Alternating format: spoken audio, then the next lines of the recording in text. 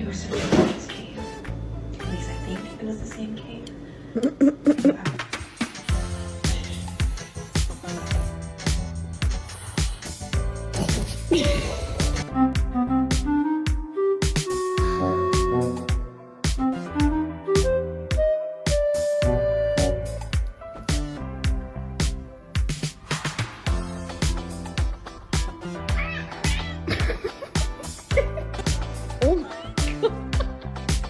Havana, get out of there.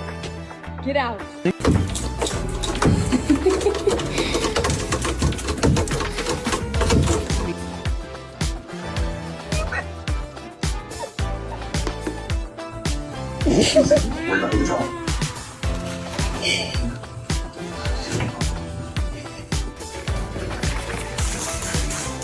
Zoomies for around 30 seconds, and then a nap for 2 hours. We know this too well.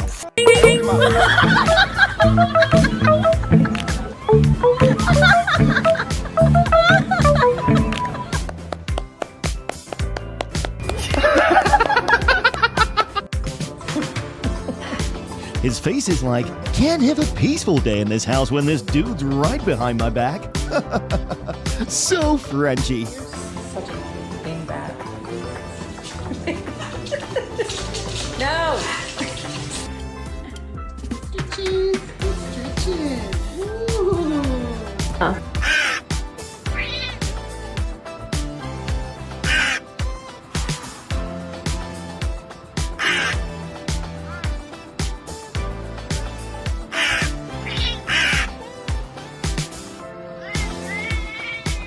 What?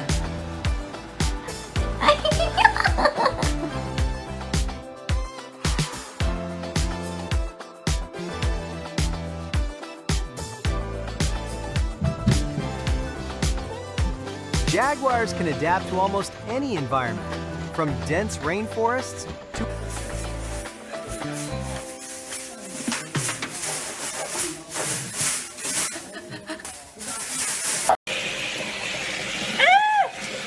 Ow, Chloe, I'm fine. What a day to celebrate when you can see your bestie again after a whole year.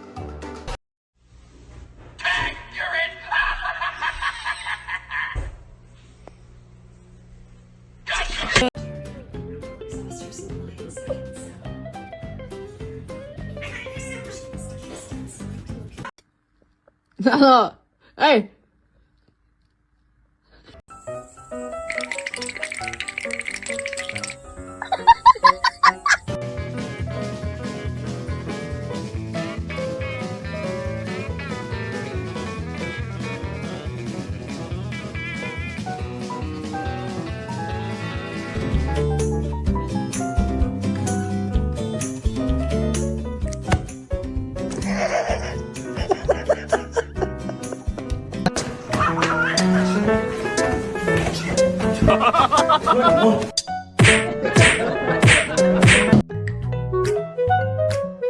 Hi.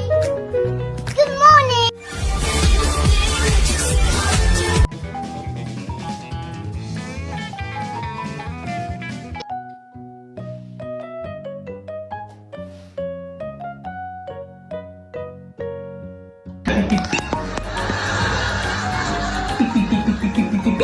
Anyways, because your first pay was so well,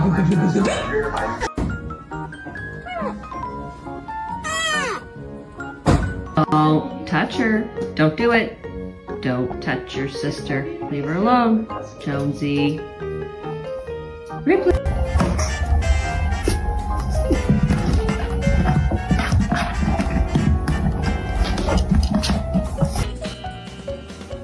Stay.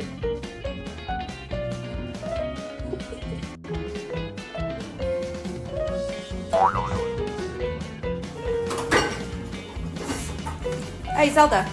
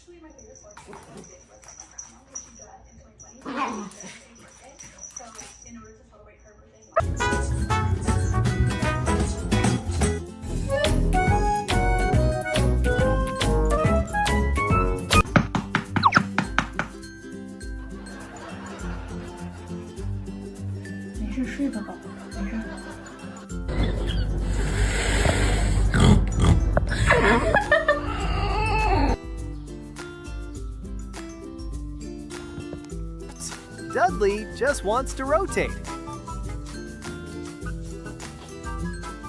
Sugar, what do you call a cow with no legs? It's ground beef. 你啊，不服下来。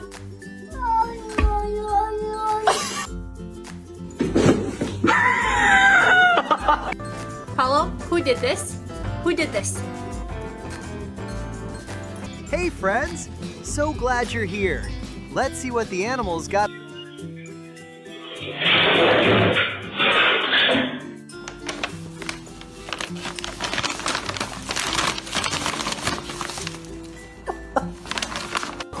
And now I have a new problem. There's a Frenchie stuck between.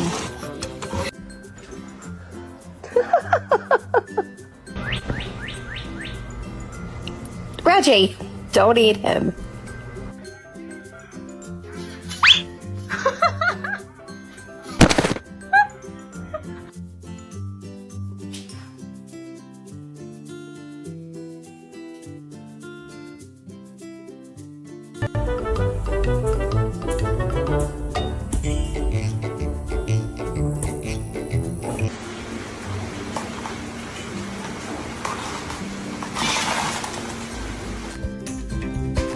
So the cat delivery system can really show up anywhere, even from the sewer.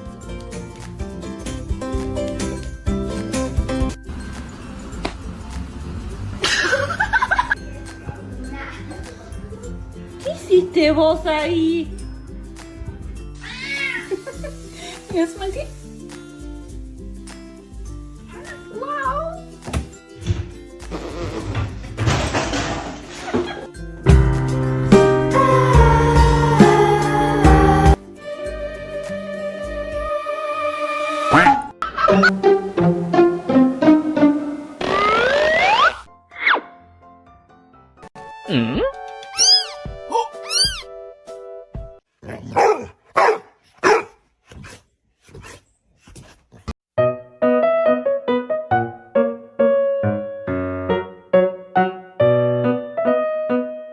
Hello everyone. Today I will tell you a story. The story is titled, MIT in the Very Ordinary Moments. Please like and subscribe to my channel if you appreciate me. You can skip this if you don and oppose. Like this video. Thank you very much. The story begins as follows. MIT is not the kind of dog that announces his presence loudly. He doesn't bark to wake me up or jump onto the bed demanding attention.